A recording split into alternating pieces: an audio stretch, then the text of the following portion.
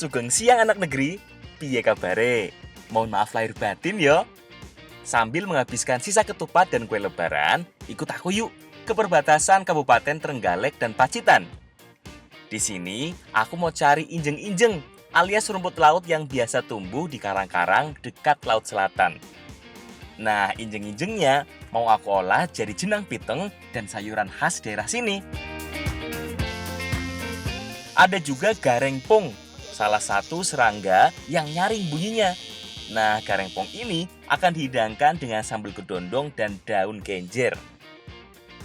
Aku juga mau cari ikan dengan cara ngeleles di sekitar aliran air dekat sawah. Hasil tangkapannya mau aku buat jadi lintingan. Selengkapnya hanya di Jejak Anak Negeri.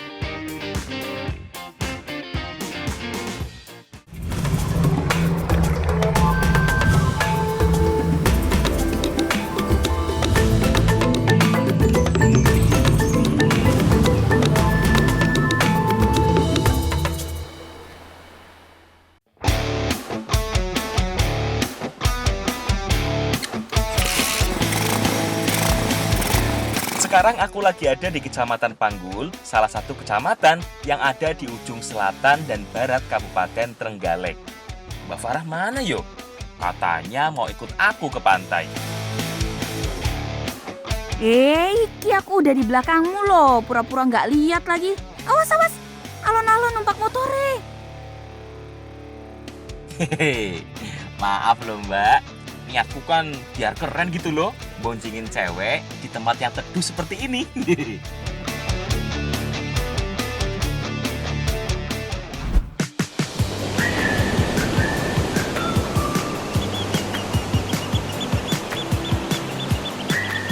Sekarang aku lagi ada di dekat Pantai Wawaran, salah satu pantai yang jadi pusat aktivitas nelayan di Karangturi, Kabupaten Pacitan. Di sini aku mau cari salah satu tumbuhan laut yang jadi kegemaran masyarakat sekitar sini. Nah, sekarang kita lagi cari ijeng-ijeng. Ijeng-ijeng itu sejenis rumput laut yang tumbuh di karang-karang dekat pantai. Ayo Mas, cari sungai yuk. Golek sungai pokoknya. Injeng-injeng adalah salah satu jenis rumput laut yang menjadi bahan baku agar-agar. Berbeda dengan jenis rumput laut lainnya, injeng-injeng memiliki akar yang menempel kuat pada karang-karang di sekitar pantai yang terkena arus pasang surut air laut. Makanya, kalau cari rumput laut yang satu ini, harus pas waktu surut air. Lawong saat surut aja susah, apalagi kalau pasang. Nah, kalau cari ijeng-ijeng itu harus punya mental yang kuat dan nyali yang kuat. Kenapa? Musuh kita itu ombak yang gede, terus ada karang-karang yang siap melukai kita. Pak, cari oke ya. Makanya harus tetap hati-hati. Lebih baik didampingi dengan orang yang biasa nyari. Jadi sudah tahu daerah mana yang lokasinya terjangkau dan mana yang susah karena ombaknya lebih besar. Nah, wis lumayan akeh iki, Pak. Sudah banyak. Aku bawa pulang yuk. Buat dimasak.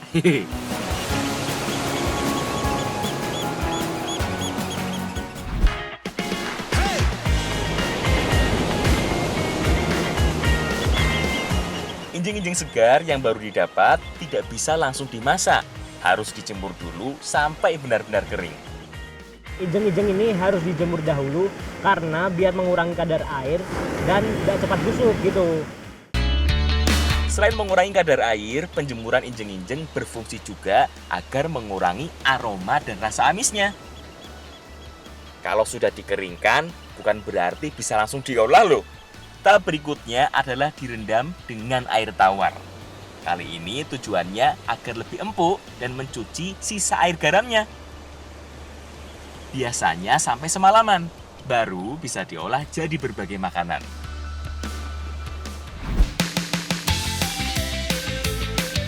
Duh, ditungguin lama banget. Injeng-injengnya udah mau dimasak ini loh. Ya wes lah, sambil nunggu kita bikin bumbunya dulu, Bu. Jadi sebenarnya kita akan membuat salah satu makanan khas pesisir selatan, sekitar Kabupaten Pacitan dan Trenggalek. Bumbu yang disiapkan cukup sederhana, hanya bawang merah, bawang putih, cabai dan garam. Tapi selain diiris seperti ini, ada bumbu yang diulek juga. Selain itu, ada juga parutan kelapa tua yang akan diambil santannya. Soalnya salah satu elemen paling penting dari jenang piteng adalah santan yang gurih. Nah, kayak Mas Abed datang juga akhirnya. Hehehe, maaf lama ya Mbak. Tadi aku rendam dulu soalnya injeng-injengnya, biar lebih cepet masaknya nanti. Ya wis, berarti aku rebus dulu yo injeng-injengnya. Rumput laut yang sudah direndam ini kita masak, kita godok sampai melar ya. Jangan lupa, masyarakat di sini punya bahan rahasia yang digunakan saat rebus injeng-injeng seperti ini. Nih, tambah asam jowo, Mas. Nah, kalau masak injeng-injeng jangan lupa pakai asam, fungsinya supaya dia tidak amis. Wes tak leboke ya.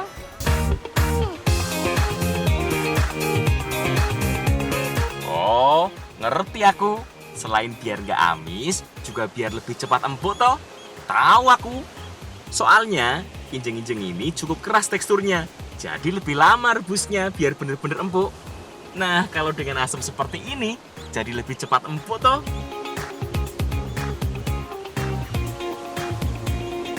Santan dan bumbu lainnya sudah siap toh, Bu?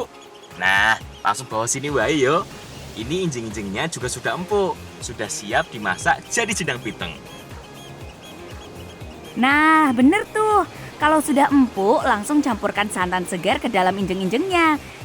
Setelah itu, baru masukkan semua bumbunya, baik yang diulek maupun yang direbus. Oh, jadi hampir sama kayak masak bubur yo.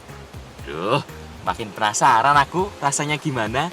Rumput laut, campur santan, plus bumbu gurih pedas. Iya yo.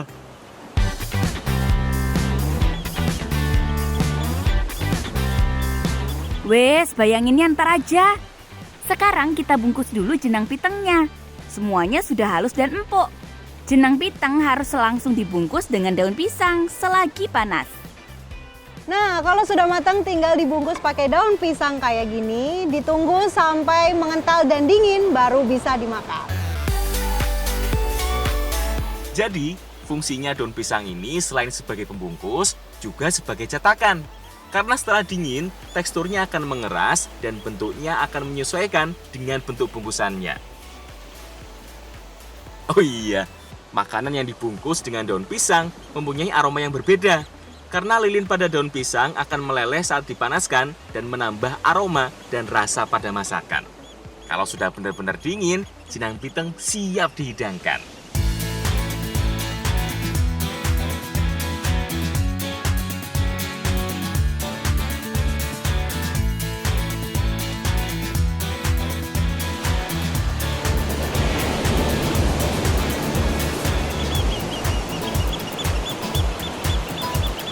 Walaupun namanya jenang, tapi makanan yang satu ini teksturnya sangat mirip dengan agar-agar. Bener-bener kenyal. Ya wajar, karena bahan dasarnya memang dari rumput laut yang biasa digunakan sebagai bahan baku agar-agar juga. Oke, kalau jenang biasanya cenderung manis, tapi kali ini jenang piteng rasanya lebih ke asin dan juga ada gurihnya. Nah, bayangin agar-agar yang kenyal tapi rasanya gurih. Ya gini.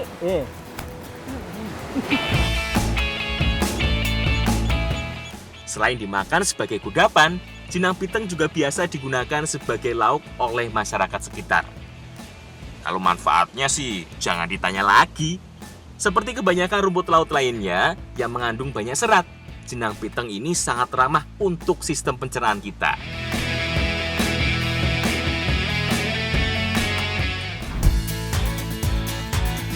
Masih di Dusun Karangturi, Kabupaten Pacitan. Aku mau cari sesuatu buat campuran masak injeng-injengnya lagi. Nah, ini dia lumbu yang kita cari. Yang ini lumbu yang nggak gatel. Tapi ada juga lumbu yang gatel. Tuh, yang kayak gini. Jadi warnanya lebih pekat, hijau pekat seperti ini. Dan yang agak putih, ini yang bisa dimakan. Lumbu lompong atau yang umumnya disebut talas adalah salah satu tumbuhan yang hampir semua bagiannya bisa dimanfaatkan. Si hijau yang masih keluarga keladi ini banyak manfaatnya loh. Selain memiliki kandungan gizi yang tinggi, juga bermanfaat buat kesehatan. Salah satunya adalah menjaga kesehatan jantung. Karena kandungan kaliumnya dapat mengatur detak jantung dan salah satu mineral penting pada cairan tubuh kita.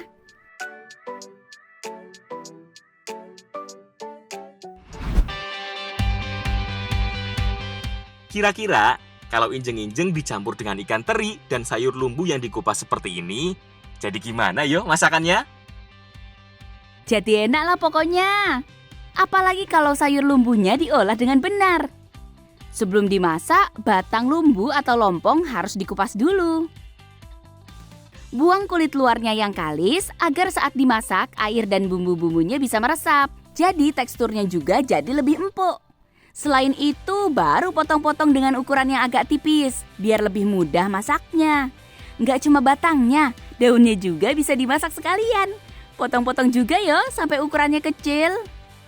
Bumbu-bumbunya kali ini agak sederhana, soalnya jenis masakannya serupa tumisan yo. Kita cukup pakai bawang merah, bawang putih, dan cabai yang dipotong tipis-tipis.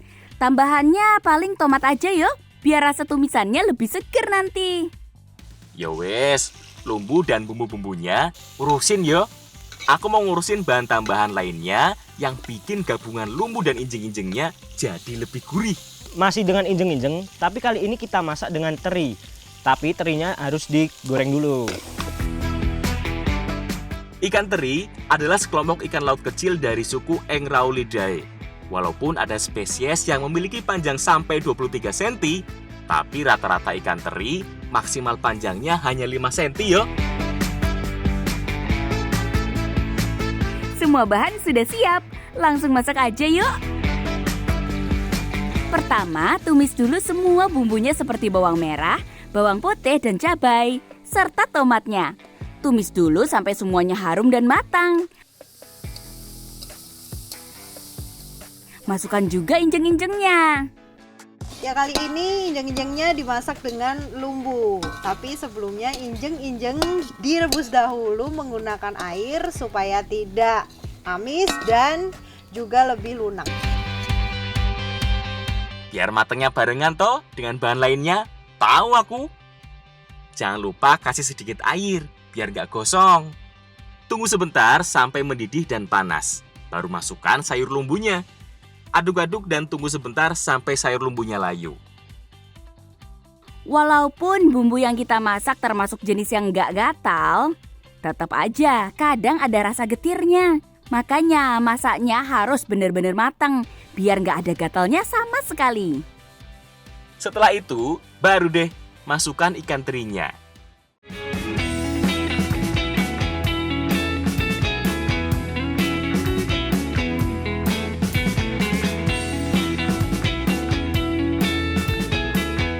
Duh, wis gak sabar aku pengen nyobain.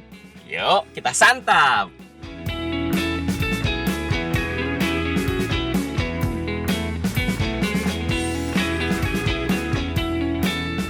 Nah, jadi tekstur lumbu yang empuk ini cocok banget dipadukan dengan injeng-injeng yang sama-sama empuk.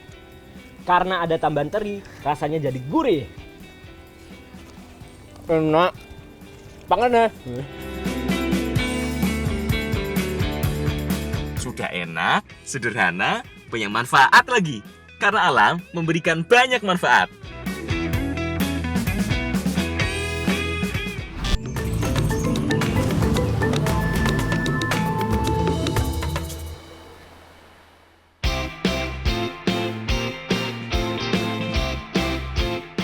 Geser sedikit ke Desa Terbis, Kecamatan Panggul, Kabupaten Trenggalek. Aku mau cari sesuatu yang bisa dijadikan oleh-oleh buat Mbak Farah. Hehehe. Tapi bukan sembarangan loh. Soalnya yang mau aku cari adalah serangga. Garengpong ini biasanya muncul pada musim kemarau atau pergantian ke musim kemarau. Dan munculnya itu pagi hari ke siang hari ya Pak? Iya. Wah, ini carinya susah banget. Harus pakai ini. Pakai bambu yang panjang banget nih. Garengpong atau tonggeret adalah semua jenis serangga anggota Kikadomorpha yang kebanyakan mengeluarkan suara nyaring di sekitar pepohonan dan berlangsung lama. Kalian pasti sering dengar toh suara nyaring seperti ini? Cara nangkapnya biasanya dengan butuh bantuan lem seperti ini. Ujung bambu yang dibuat setipis mungkin diberi lem dari getah nangka. Nah, kalau udah kena badannya apalagi sayap, sudah pasti bakal susah tonggeretnya buat lepas. Oh iya, tonggeret kadang dikira sebagai jenis belalang atau lalat besar. Padahal serangga yang bunyinya nyaring ini lebih memiliki hubungan dekat secara taksonomi dengan wereng atau kutu loncat.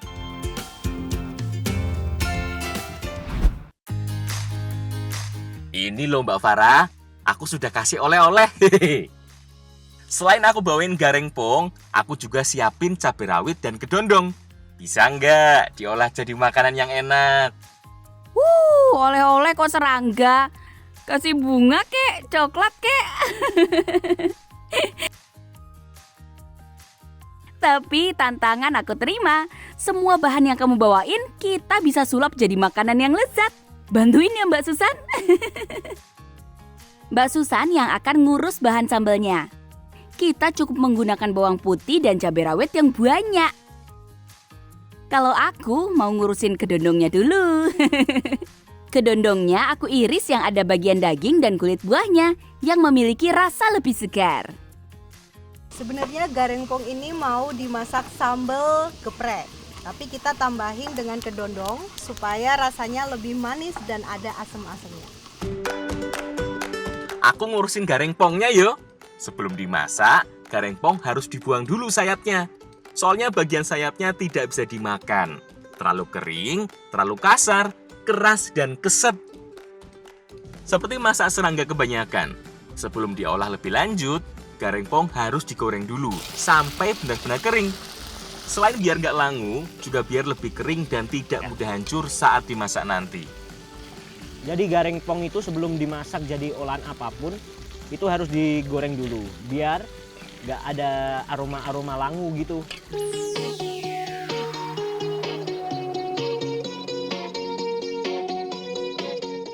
Nah, minyak bekas penggorengan garengpong ini diambil sedikit buat disiramkan ke sambal bawangnya biar lebih gurih dan suetep. Sip, garengpong sambal kedondong siap dihidangkan.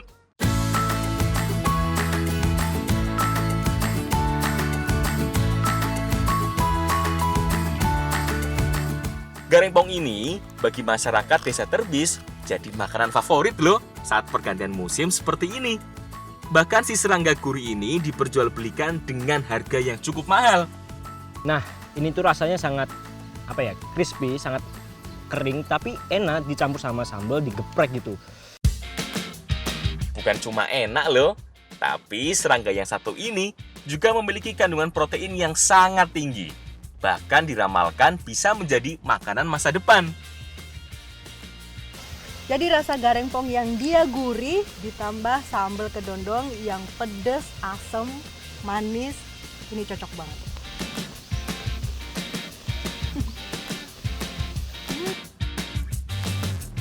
Tapi hati-hati, beberapa orang yang mengonsumsi tongeret bisa muncul reaksi alergi. Kalau nggak ada alergi sih, makan aja yang banyak. Lawong enak banget.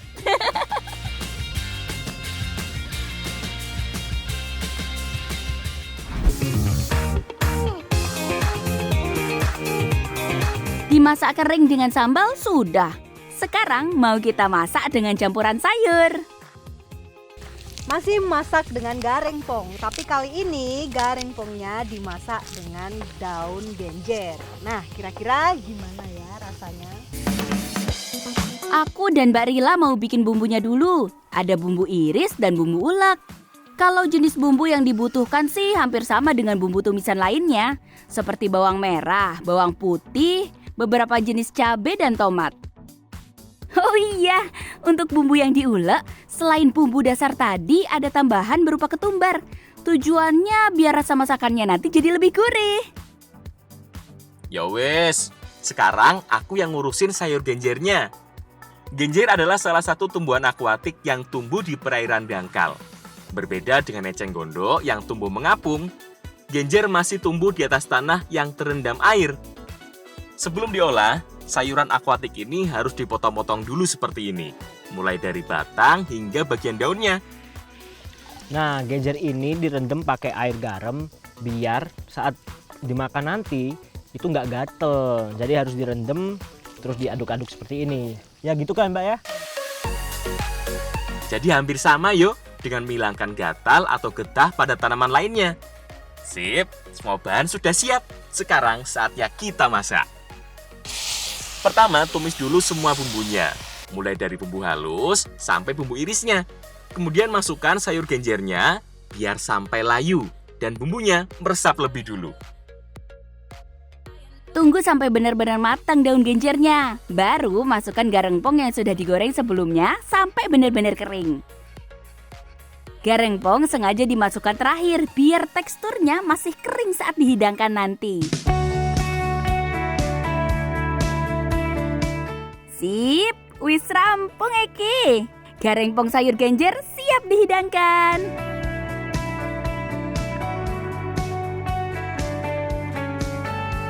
Walaupun dicampur dengan sayuran yang bertipe basah seperti genjer ini, ternyata tetap enak kok.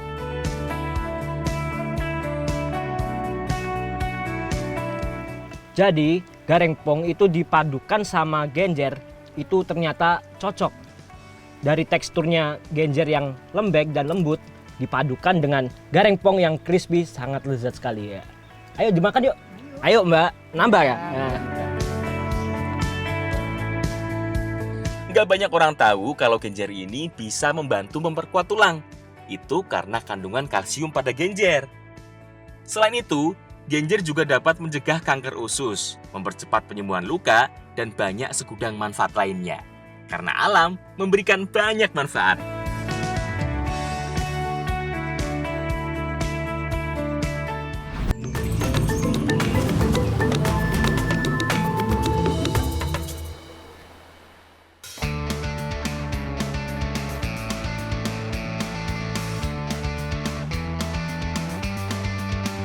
Masih di Desa Terbis. Sekarang aku mau seru-seruan dulu sama anak-anak.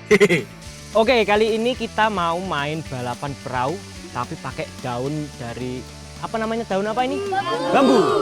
Nah, sama anak-anak kita mau balapan perahu. Oke. Caranya sederhana. Daun bambu yang masih hijau dan berukuran lebar dilipat menyerupai segitiga siku-siku. Jadi lagi balapan perahu pakai daun bambu tapi membuat anak-anak ini senang. Ayo, siap ya? Siap ya? Yo! Nah, sisi yang tegak berfungsi sebagai layar yang membantu perahu ini akan bergerak semakin kencang jika terkena angin. Makanya, sisi yang tegak biasanya lebih panjang daripada sisi lainnya.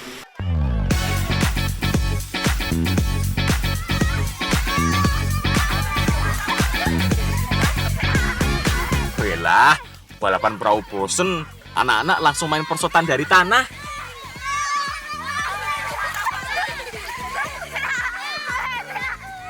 Namanya anak-anak kalau ada tempat main kayak gini gak bisa diatur. Langsung main aja. Ayo. Dasar anak-anak yuk, cepet banget kalau soal main seperti ini. Lihat tanah basah wae, langsung main perosotan. Dasar kreatif.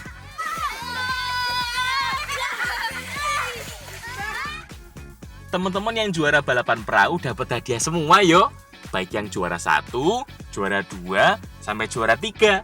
Eits, tapi tenang. Buat yang nggak menang, ntar aku jajanin wis di warungnya Pak RT. Hehehe.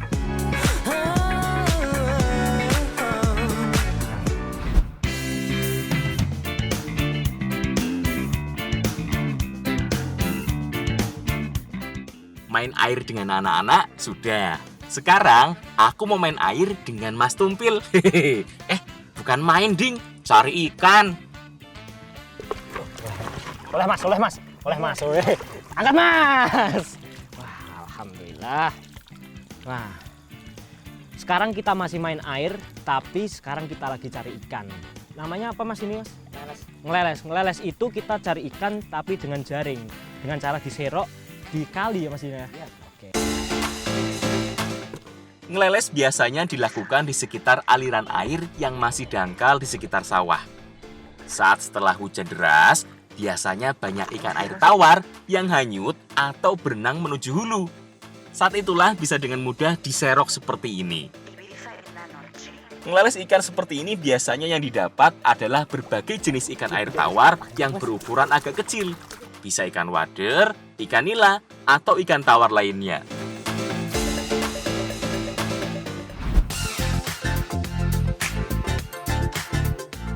Sip, sekarang ikan hasil ngeleles mau aku masak dengan cara sederhana. Ini adalah ikan yang udah aku cari. Sekarang kita mau masak lintingan atau biasa disebut pepes. Karena digenem atau ditutup sama daun pisang ya? Iya. Nah, karena ditutup daun pisang itu disebut orang sini lintingan. Lintingan adalah salah satu jenis olahan pepes yang dililit dengan daun pisang yang lumayan banyak. Sini aku bikinin bumbunya. Gampang kok bikin bumbu lintingan. Apalagi kalau ada Mbak Susan yang bantuin lagi. Bumbu yang digunakan juga bumbu dasar. Cukup bawang merah, bawang putih, cabai rawit, dan gula merah. Semuanya diulek dulu sampai halus. Walah, pantes bilang gampang. Lawang dibantu Mbak Susan. Aku nyeseti ikannya dulu yuk, biar nanti bumbu-bumbunya gampang meresap. Nggak semua bumbu diurusin Mbak Susan loh. Aku juga bantu ngurus bumbu iki loh. Walaupun cuma metikin daun asem. Nah, jadi sebelum ikannya dimasak, itu dibalurin dulu sama daun asem supaya rasanya lebih segar dan nggak bau amis.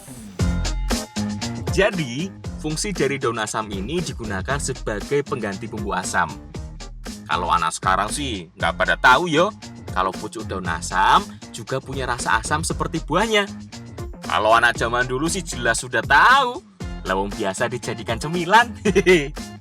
Ikan dibaluri dulu dengan daun asamnya, biar lebih meresap ke dalam ikan. Setelah itu, campurkan juga ikan dengan bumbu halusnya. Biar asam, pedas, dan gurih dari bumbunya ikut meresap ke dalam ikannya. Nah, wis siap kabeh toh. Sekarang langsung kita masak yuk. Ciri khas dari masak lintingan seperti ini adalah dengan dipanggang di atas genteng. Nah, dengan menggunakan wingko atau genteng seperti ini, panas akan lebih menyebar rata dan tidak menyengat langsung. Jadi tidak mudah gosong yo.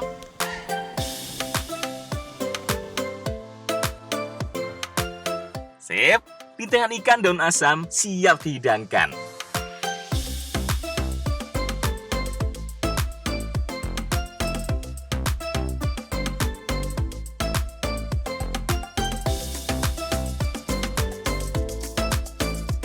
Nah, biasanya ikan sungai itu cenderung amis, tapi kalau ini diolah dengan daun asem jadi lebih seger. Ini. Enak Mas ya? Enak, Mas. Enak. Karena dimasak dengan tambahan daun asam, tekstur daging ikannya jadi lebih empuk. Karena dimasak dengan lintingan daun pisang, maka aroma daun pisangnya itu terasa banget. Kayak punya ciri khas tersendiri. Belum lagi manfaatnya yo. Seperti kebanyakan makanan yang memiliki rasa asam, daun asam ini juga mengandung vitamin C yang cukup banyak, yang bisa menjaga daya tahan tubuh kita. Wah, cocok banget iki di masa pandemi seperti sekarang. Karena alam memberikan banyak manfaat.